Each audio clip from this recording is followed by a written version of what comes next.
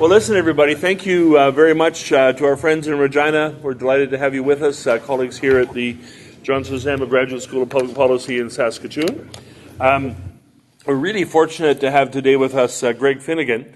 He's going to give a series of presentations relating to, this is sort of like speed lecturing. He's got a couple of two different sort of 15 to 20 minute presentations he's going to go through, capitalizing on a unique career of statistical analysis and public policy advising in the Canadian North. Greg has a really interesting career. We discovered many years ago when I was at Brandon University, I started doing a project on protests in Western Canada before the 1885 rebellion. And in all this time, I've never found anybody who found that remotely interesting except me. And then about a month and a half ago, Greg was talking about things he was emptying out of his computer. And it turns out that he too had spent a lot of time looking at pre-1885 economic and social developments, political developments, including political petitions in Western Canada. So not only are we both from the Yukon, but we share this rather strange connection back here into the Prairie provinces back in the 19th century. Greg has a very unique background. His training as a PhD in historical geography. And a very distinguished career as a statistician. He was the chief statistician for Government of Yukon for a number of years. He's also, since that time, has worked as a consultant for a variety of communities, government agencies, organizations across the Canadian North in particular. Anybody who does work on Nunavut, on Northwest Territories, Indigenous communities across the Territorial North, spends a lot of time with Greg's work. And as in his job as chief statistician in the Yukon, he did several things, one of which was to modernize the collection process.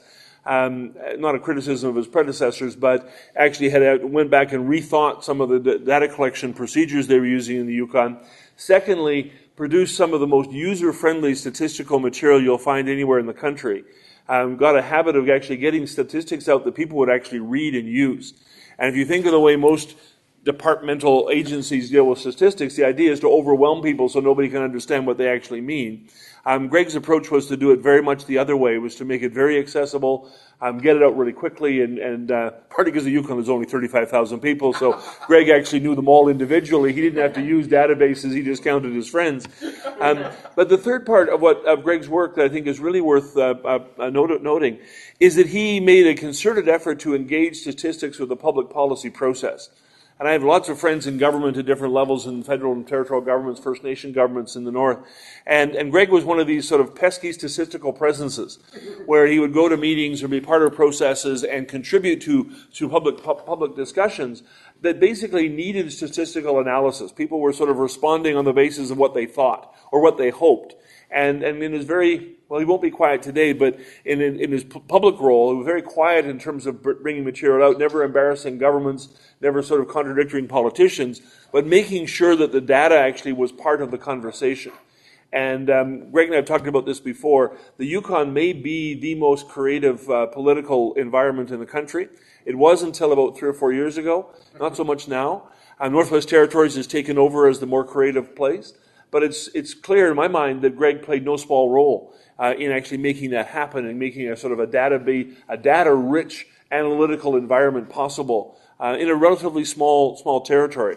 So I'm delighted to have Greg with us. He's actually here for the week with us here in Saskatoon. So if anybody in Regina wants to spend some time talking to him, we can hook him up with a Skype call or a video link to have further conversations. We're doing a big project at the International Centre of Northern Governance and Development, establishing a statistical baseline in northern Saskatchewan for use by the communities in an active and proactive sort of way. And Greg has helped us work through a huge mass of data, making it available not just for us for our research purposes, but our goal is to actually make it available for all the people in the North, including government and administrative personnel. So we're trying to replicate in northern Saskatchewan what Greg accomplished in the Yukon. So with that overly long introduction, I'm delighted to introduce Greg Finnegan to you. Greg? Thank you very much. I have to say I'm dying to meet this guy. He sounds really interesting. Wonderful introduction. So today we're going to speak on two issues. The first lecture is the issue of fly-in, fly-out, taken from a 30,000-foot level by a statistician who recently got his grubby little hands on a fabulous data set from the Canadian Revenue Agency, which links fly-in workers or receiving workers and sending workers from each and every province and territory in Canada. This is part of the Alberta shadow population work being done by Statistics Canada through Revenue Canada. And data of this nature has never been available to us. Now, for those of you who are very good at critiquing bad statistics, I only have 6 years of data, but it costs $120,000 or so dollars. So please don't be critical. I didn't have to pay for it, thank God. But it's a small data set. So it's anything we have in the way of projections and correlations and trends are all premised and with the caveat, I should say, of it's only 6 years of data. So it could be questionable. So in a sense, with this first study, we're going to be looking at trying to vet this 6-year data set against other data sets coming from the Government of Canada, which seem logical to correlate.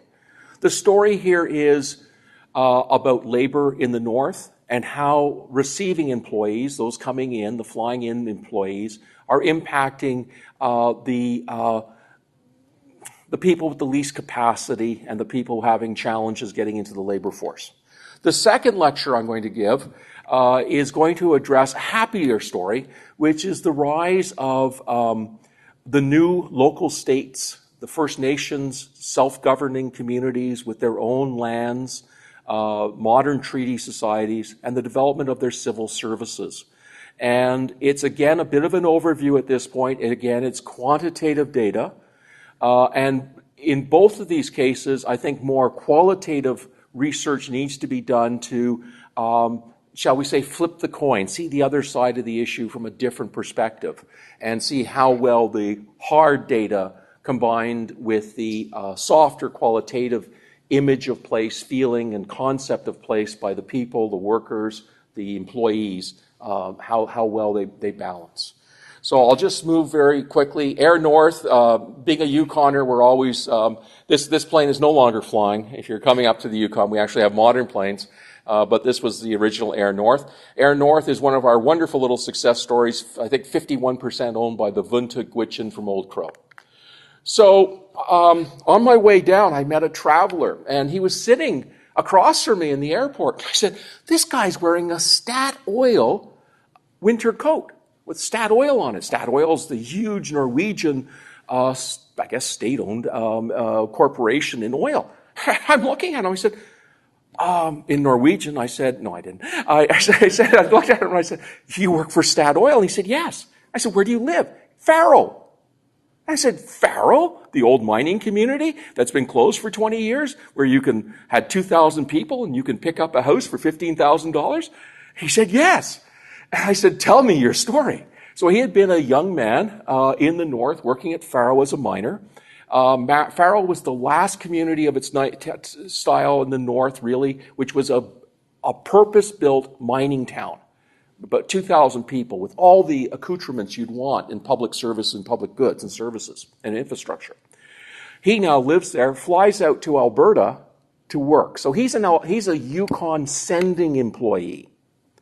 Okay, I'm a Yukon sending employee. I'm being paid. Actually, I'm not being paid. But I'm basically coming out of the Yukon, and I'm spreading knowledge. He was spreading oil and gas, I guess. Wonderful story of a man who's living that fly-in, fly-out lifestyle. So that was a very interesting little piece there.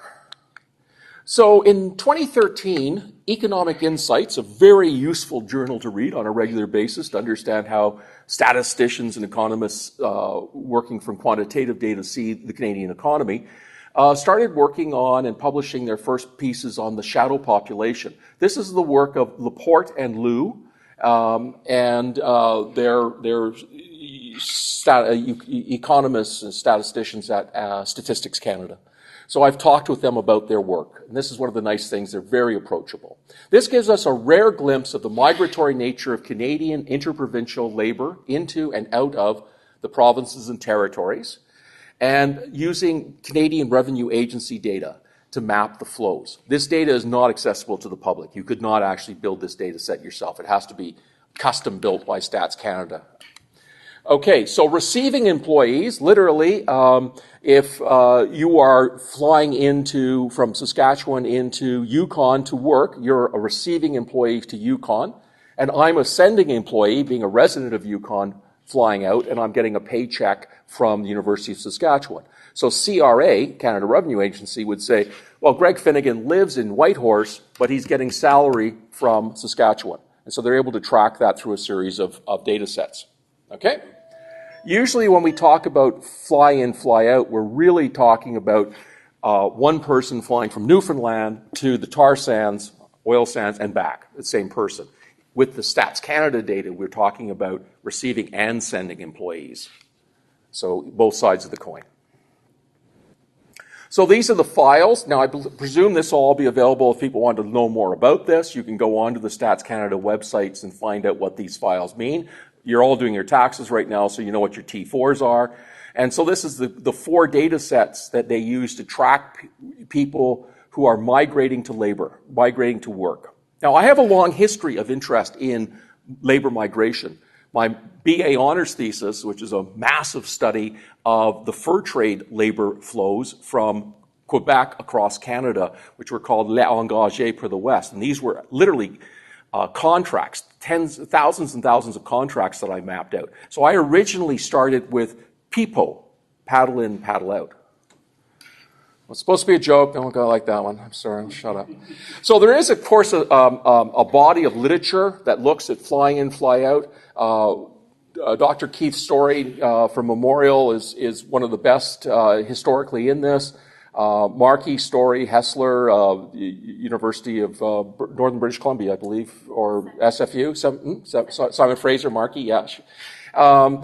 Carter's doing her PhD at Carleton, and Gertie, last name here is quite long, and she's from University of Vienna, and she's done most of her fly-in, fly-out work in Russia, but is now working in the Yukon, and I'm helping her out with her work and linkages there. And that's the other thing, if you're looking at working in the North, you need networks. You need to build your networks of local people to work with, and you know, we're very easy to get along with. Okay, so Keith Story's 2010 work basically talks about the state of research here, and he's basically saying that, you know, there's just a lack of systematic national data collection by agencies, and there is. We talk about the labor force survey, the survey of employment and payroll hours, et cetera, et cetera. None of these surveys give us an adequate view of migratory labor of this nature. So his comment is, data are poor and estimates vary. Now, with the North, you would think it wouldn't be that hard. There are only, you know, a couple mines open at any one time. In the Yukon, I think there's only one mine that's open right now. The other 2 that have been open have closed. There's only about 4 mines open at any one time, I think, in the Northwest Territories, and maybe 1 or 2 open right now in Meadowbank, and one other, I think, open in Nunavut. So you could call the companies and talk to them. Well, that's possible. In Northwest Territories, the government requires the mining firms to report on fly in, fly out. But there's a lot of mining that takes place that has nothing to do with picking up a rock and sending it anywhere, for the most part. A lot of it's exploration.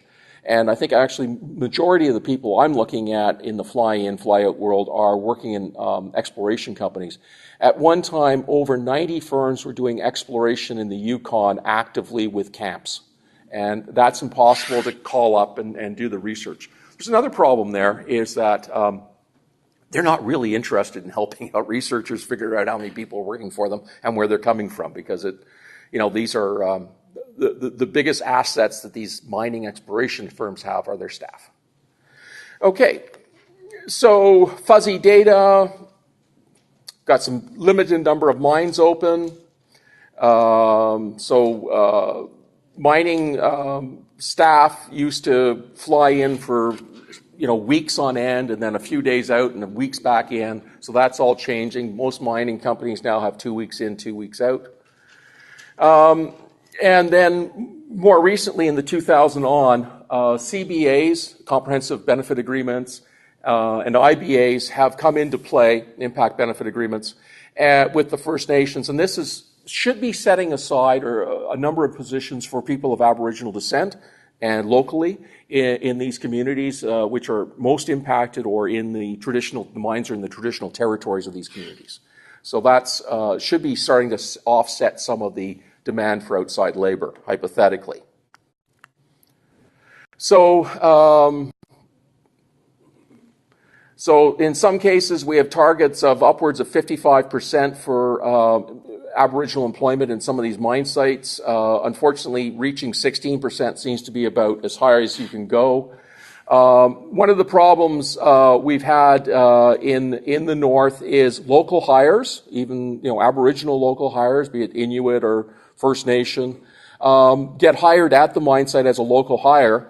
But after a year or 6 months of really good paychecks and stable employment, social conditions in the neighborhood can be problematic for them because they're now the place to go because this is the family that's got large income. And so studies out of Northwest Territories by the Bureau of Statistics there have indicated that sometimes in the neighborhood of 15 to 20% of the working population hired locally now lives in Edmonton or places south, and they've become fly-in, fly-out themselves. Can't force people to live in one location. So I'm going to move through to a little bit of the data. These were the mines open in the period 2004 to 2009. As you can see, the Minto mine is the only mine that was open in the Yukon during this period. In the Northwest Territories, we have Kangtung, which is right on the boundary with Yukon. I think it's serviced through Yukon.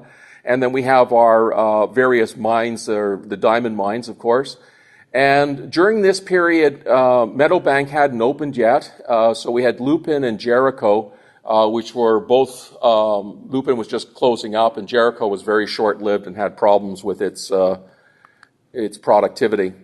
This is a bit too much information, I think, for one slide, but we do, if you could just take a look at the data flow here, try to just picture the numbers at the bottom maybe. So in the Yukon, the interprovincial receiving employees increased by almost 50%, but the labor force only increased by 5%. In the Northwest Territories, we actually saw a drop in the receiving employees, those flying in, by about 9%, and an increase in the labor force of 3.5%. And in Nunavut, we have interprovincial receiving employees increases by 35%, and the total labor force increased by 27.4%. Unfortunately, we have an asterisk beside that. Statisticians are wonderful for things like asterisks and letters A and little signs of various nature. In 2007, between 2007 and 2008, and that's why I changed the scale of the font, the survey for the labor force survey in Nunavut moved from the top 10 communities to the top 19 communities. So we have some challenges there for interpretation of data. So even with a 6-year data run, which is problematic to begin with, we do have some challenges as well. So sending and receiving employees.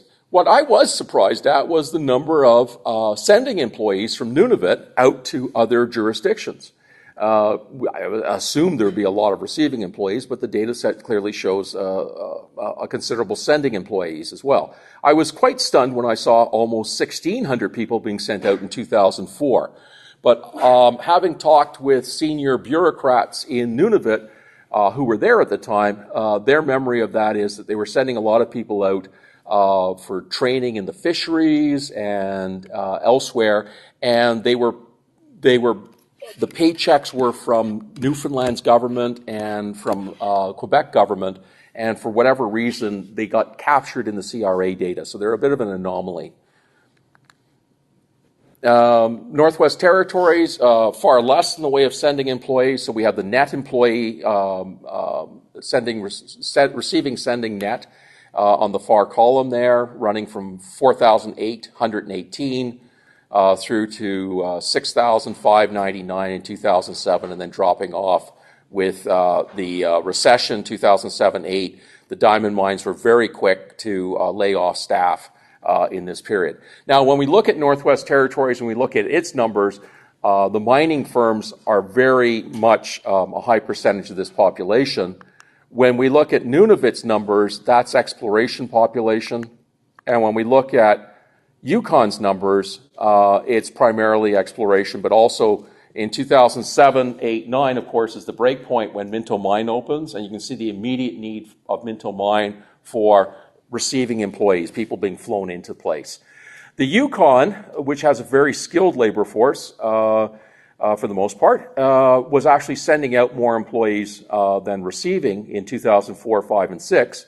And I remember coaching a little league soccer team in 2007, and two of the dads on that team worked in Alberta, one as a machinist and the other in the oil fields as a heavy-duty equipment driver. And that's, so Whitehorse was a bedroom community, in a sense, for the oil sands. So we end up playing with a lot of data, and we end up doing correlations and running data. So I'm not going to stress on this right now. I'm going to get some patterns. Patterns are nice. People like pictures with graphs. So here's a very simple graph. Number of sending employees, 2004, 2009. So you can see the patterns there. Yukon and Northwest Territories, very similar pattern. This is the number of receiving employees, and as you can see, well over 7,000, upwards of 8,000 receiving employees in Northwest Territories. Nunavut in the middle, Yukon at the bottom. Again, the Yukon labor force is more skilled than the other two, and has less requirement for outside labor. So we also then played around with some correlations. One of the things you'll notice when you're looking at labor force survey data from the census, because labor force survey doesn't get down to the level of individual communities, but if you can look at the census data, 1996, 2001, 2006, and the NHS, the National Household Survey, 2011, horrible thing.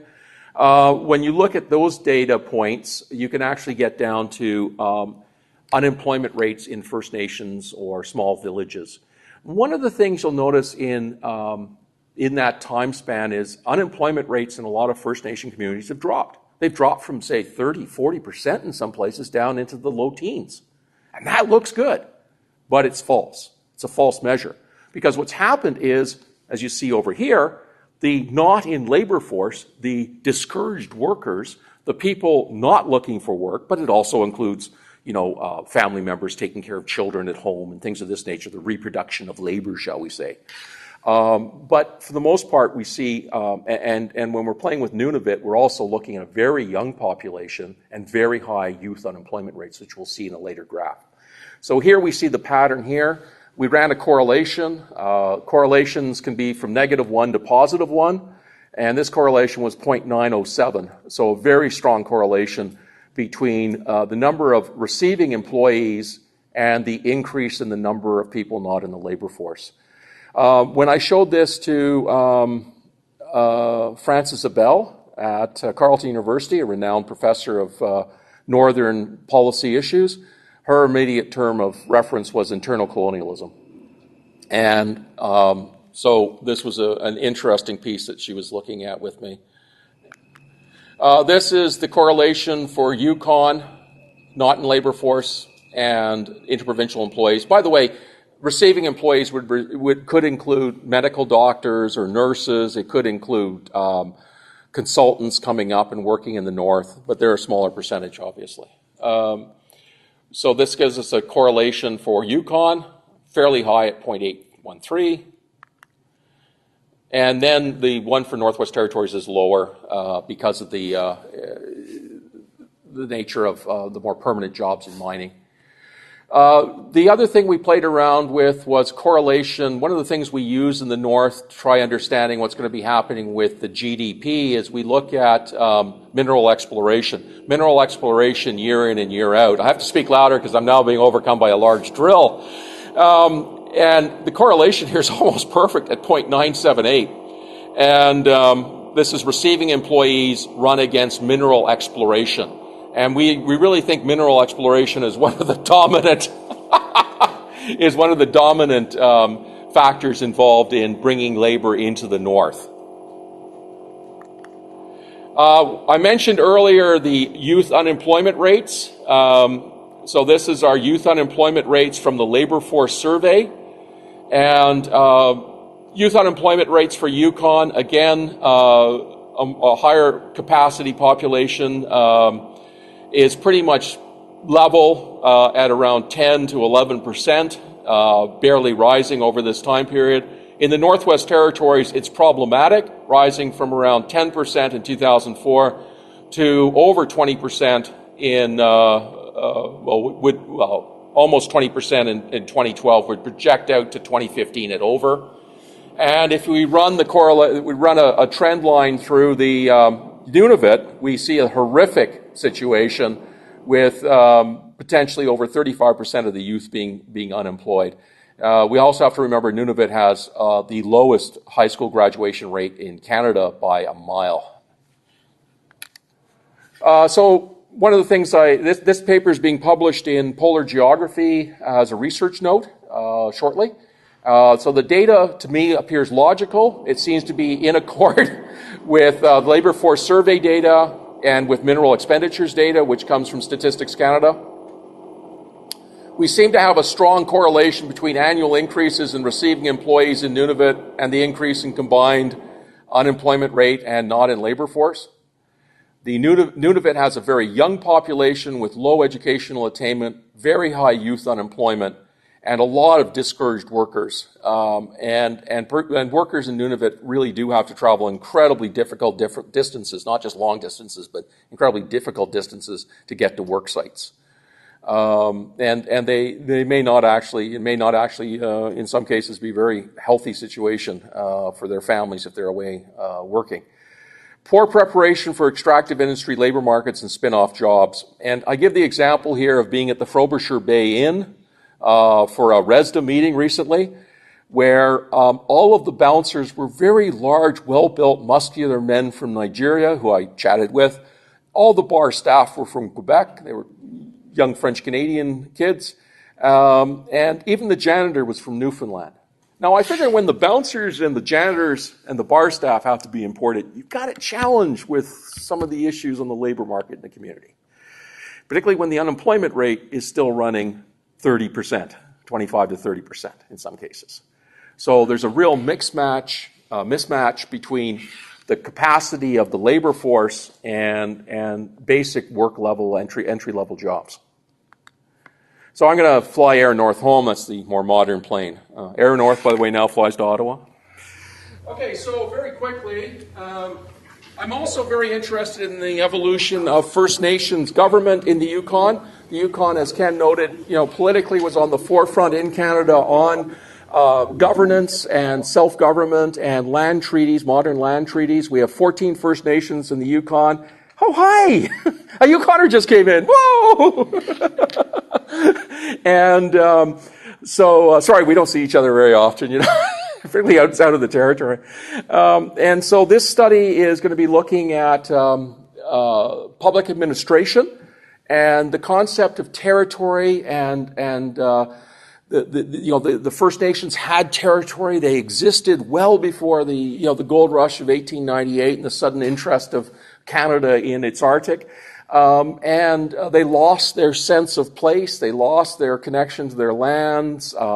They were overdrafted by a federal bureaucracy out of Ottawa.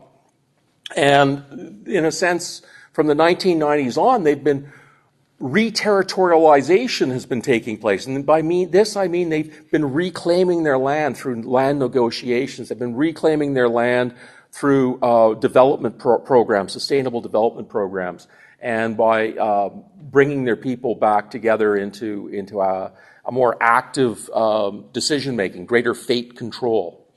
So this, very quickly, if you haven't seen the Yukon, Ken and I are from Whitehorse.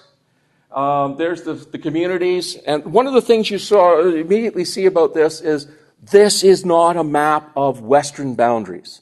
These are overlapping boundaries. These are shared traditional territories. And this comes into the court cases in Canada now, in the Yukon, in British Columbia, And the issues, and Ken was just quoted in the newspaper this last week with regard to, let's see, can you see the Watson Lake area? I'm not sure. I guess I'm pointing at things you can't see in Regina. I'm sorry. If you look in the Watson Lake area, that's the Kaska Nation. So Ross River, Watson Lake, that's the Kaska Nation, and they are not under a modern treaty. They're still called an Indian Act band. And they are arguing recently that you still have a duty to consult with us. So I'm not going to spend too much time on the overarching academic geography of all this because you're more of a business school group, so we'll get more to the numbers. So First Nations traditional boundaries do not conform to the superimposed European concepts delineated by internal Canadian boundaries, nor the U.S.-Canada international boundary. And the example of that is our dear friends from the Vuntut Gwitchin, who really have existed in the area of Alaska, Old Crow, and into Fort McPherson and Northwest Territories, and have exchanged food resources back and forth from good years to bad years, or trading caribou for salmon. Homeland Security found this somewhat questionable and closed down the trade between the caribou hunters of Old Crow and the salmon fishers from Alaska because they were worried about terrorism, I guess, up there. Anyway, there was a master's thesis done here, which touched base on that at the University of Saskatchewan. I remember the woman speaking on it. Her name doesn't come to one of David Natcher's students. Anyway, so most of the boundaries there's lots of cross-boundary interactions between the various communities. There's linguistic groups, and there's a fair amount of sharing of resources right from Alaska. Like there's intertribal relationships on salmon on the Yukon River between Alaska and Canada. Why do we have territory? Well, shelter and security, and a springboard to opportunity are two of the major points people speak about. And security and opportunity require internal organization of territory and an organization of external relations. Now, the First Nations in the Yukon are starting to move into that realm now. They are they have the internal organization, they're building their civil services, they're drawing down powers from Yukon or Canada in some cases, and they're starting to develop external relations. And some of those external relations are being battled out in the courts, and they are frequently winning those battles. So there's a devolution process that was taking place between Yukon devolved first, Northwest Territories going through the process now, and at the same time that was happening in the Yukon, the First Nations were battling for greater control over their own local economy and their lands and territory. There's a lot of literature. David Harvey speaks to this. O'Toole and Luke speak to this. Basically, these new First Nation territories with land and cash are re-territorializing themselves through the investments at home and through economic development of their traditional territories. Now, what's that mean? Well, that means that when I was getting on a plane one day, I saw a friend of mine who was the executive director of the Yukon Indian Development Corp, which represents all 17 First Nations in the northern BC Yukon area. And Stanley Knowles is his name. And I said, Stanley, where are you going? He said, well, I'm going to New York City. I said, vacation. He said, no, I'm going down to negotiate investments for the Vuntut Gwitchin to buy more shares into the Air North. So here's Old Crow.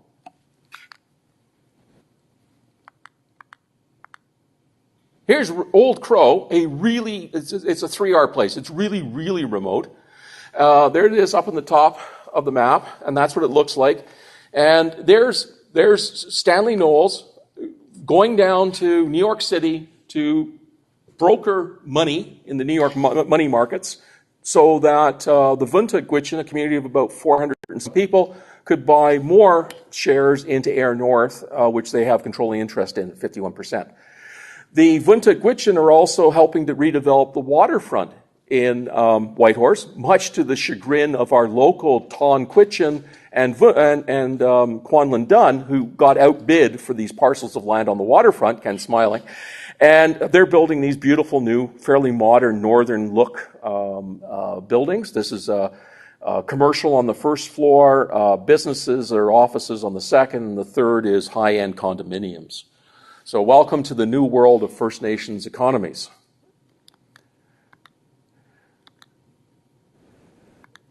Okay, so here's the First Nation civil services generate the core stability, I feel, that these small territories require to maintain their security and to generate opportunity and to deal with the day-to-day problems of their local community.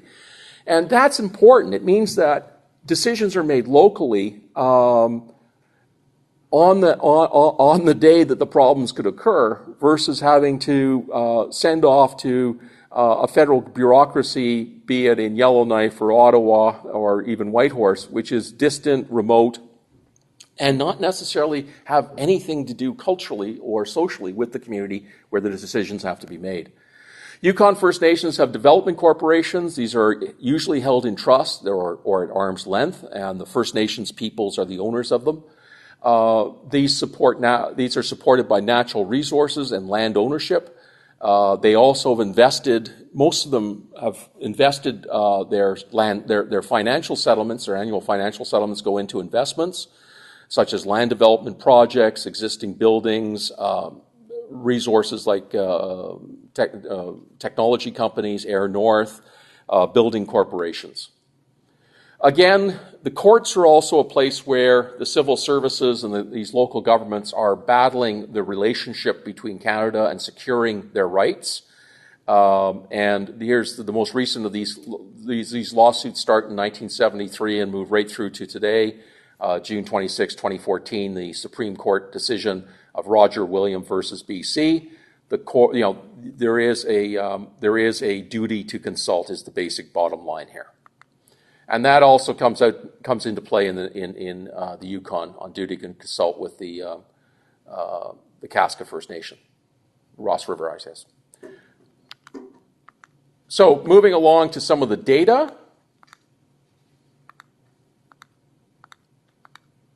So when we start playing with the data on First Nations, we can look at the Survey of Employment and Payroll Hours. And the reason we have this data is because a First Nation called me up and said, we're really embarrassed, but we're pretty sure we're giving out more paychecks than we have employees. I said, yeah, that could be happening. So they said, do you know how many people work for us? I said, no, it's not data I collect. It's outside of my realm of ability to look at it. But I'll see what I can find out for you. And so what I did find out is I couldn't help them, but we gave them ideas. But what we did was we called Stats Canada and said, there's something called line 914. And line 914 in the Survey of Employment and Payroll Hours, and you got to recognize there's just hundreds of surveys that Stats Canada generates from survey work or from administrative data. This is administrative data.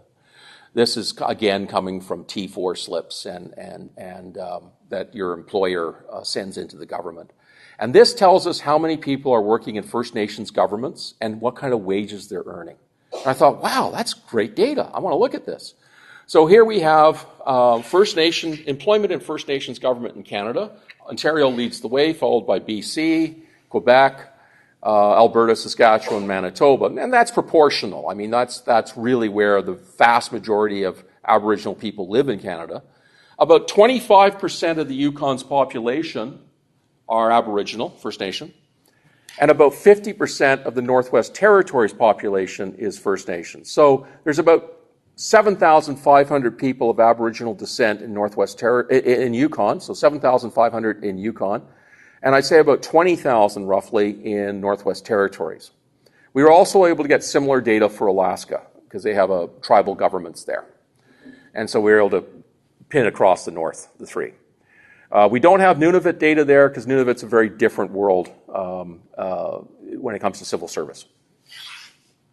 What seems to be incredible is that there are 3 times more people working in Aboriginal government in Yukon than in Northwest Territories, whereas Northwest Territories has about 3 times as many people. Again, a lot of numbers here, but the message here is that Aboriginal public administration as a percentage of all employment for Canada runs about just upwards of 1/3 of 1%. In the Yukon, it's risen from around 6% to almost 7.5%, 7.38%. And in the Northwest Territories, it's declined from around 2.5% down to 2%. One of the things we want to look at as well is what kind of employment First Nations have. And when I've shown this to First Nation chiefs and councils and to leaders in the community, they look at this and they go, my God, we've got $60+ million a year in salaries from our First Nations governments going into our communities. Now, you got to recognize, Yukon's a very white horse-centric society. We are 36,000 people roughly, and 26,000 of them live in Whitehorse. So most people who are First Nation, the majority of First Nation people, 75% of First Nation people live outside of Whitehorse in the little villages like Dawson City, like Teslin, like Watson Lake, like Old Crow.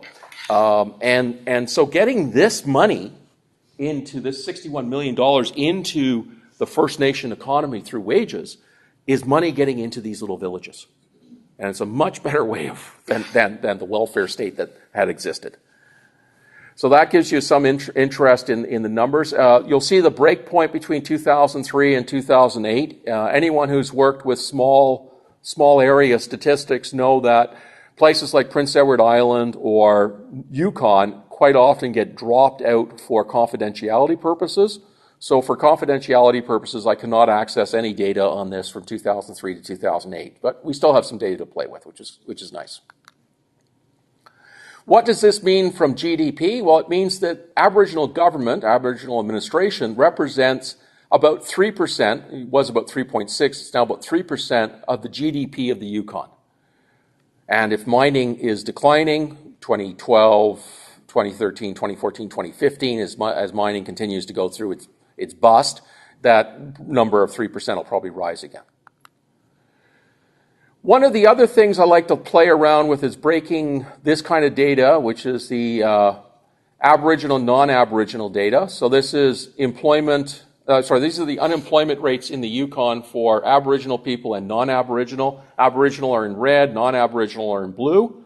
So you still see that there is a major difference between whether or not you're employed. There's a definite impact for your Aboriginal people on the employment front. You'll also notice that in 2008, 2009, when the recession hit, the last hired were the first fired. So you see this big bump of First Nations unemployment suddenly in 2008-9, rising over 20%, and then has been decreasing again since then. You don't see that increase in the non-Aboriginal community. The other thing, I've got to find a better way to graph this. This is ugly as sin. I apologize. But what this is zero up top is all wages, all public administration wages in Canada is the norm. So the norm is zero, okay? So the norm is at the top is zero. And Aboriginal income for Yukon is in blue. So it started in 2002 at 70% of the national average, dropped down to 64%, and has risen steadily to negative 0.28 or a positive 72. So it's at 72% in 2012.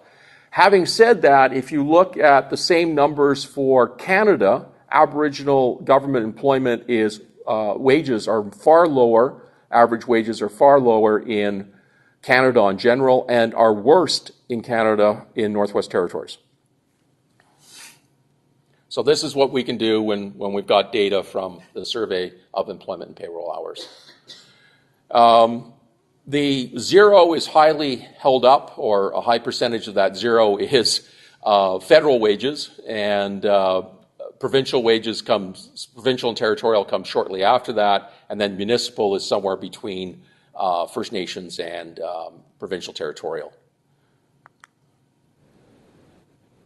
And so this is another way of looking at public administration. So of all the public administration in the Yukon, 21% work for Aboriginal government. In Saskatchewan, it's the next highest at 12%. Manitoba is at 10%. Whereas in Northwest Territories, it's at 9%, and in Alaska, you're down to about 6%. So this gives you an impression of what happens in First Nations communities when you have land treaties, when you have the evolution of local government, self-government in the Aboriginal communities, First Nations communities, and the rise of the civil service. Now, some of the things I want to play with next is I'd like to be able to break those big bar charts into Aboriginal employees and non-Aboriginal employees. Now, again, anecdotally, talking with executive directors of First Nations governments, they've been increasingly trying to replace their dependency on non-Aboriginals in senior positions with Aboriginal people. And I think we're starting to see that on this graph here, where Aboriginal public administration has risen 2011, 2012, 2013, and we've seen a corresponding drop in Aboriginal unemployment rate.